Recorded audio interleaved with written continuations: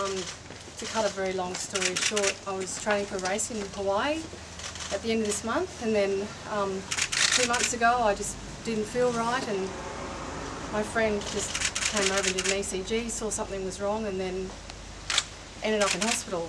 And the news was at first devastating, because it's what I do, be active and go out and paddle in the ocean for 4 hours at a time, and I just love it, and I'm like a kid with my toy being taken away. So at first I was really devastated and angry and upset, but at the same time now when I look back I'm actually relieved that they found it.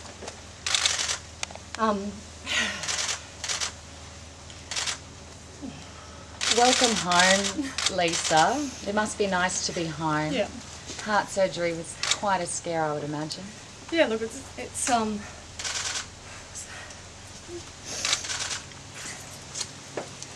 just something that I never thought would happen to me, and I think it's a really good warning for people to get things checked if they don't feel 100%. And you know, things that happen to your heart often, you know, you think happen to old people or people who are unwell and unhealthy and smoke and drink a lot, high blood pressure and all the things that I don't have. But you know, it just goes to show that, you know, when you don't feel well, you should get things checked out, even if you don't feel like you should, because you feel embarrassed because you're wasting people's time like I did. I felt like I was wasting doctors, ambulance officers' time, and as it turned out, I hadn't wasted their time, and it's all happened so quickly. I'm probably still in a bit of shock about it, and at the moment the surgery went well. The defibrillator is in. Chances of something happening where I would have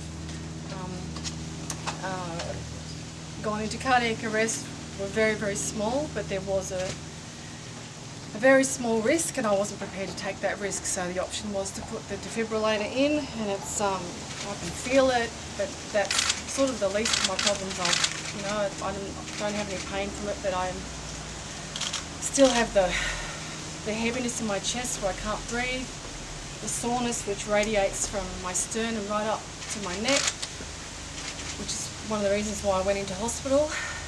The irregular heart rate, mitral valve prolapse, and for some reason I have a fractured rib as well. So all of that on top of each other just makes it difficult to comprehend. I can't believe that it happens to me, but you know, Lisa, I deal with it as best I can. Tell us where this puts you in terms of how long you need to rest, how long it is before you can get back out in the water.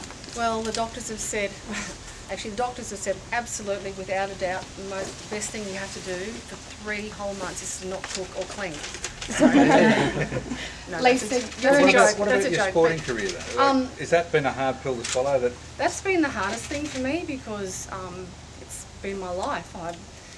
But once again, it's a reminder to all athletes out there and the coaches that it's a very fine line that we push. We train so hard that sometimes we push through things that we possibly shouldn't, and that's why we are where we are. But it's a reminder to athletes to, you know, if they do feel unwell, to back off. But I never got sick. I was always on the verge. I had a bit of a sore throat, tired, but I always thought it was from training, and I knew that if you train through a virus that it could go to your heart. I knew that, but I just never thought it would happen. I never thought it would happen to me. I don't know when I got the virus. I don't know when it started. It may have been there for years. do you think you pushed yourself too hard, Lisa? But I always have. You know, as a mother and an athlete, and you know, you're working, you burn the candle at both ends.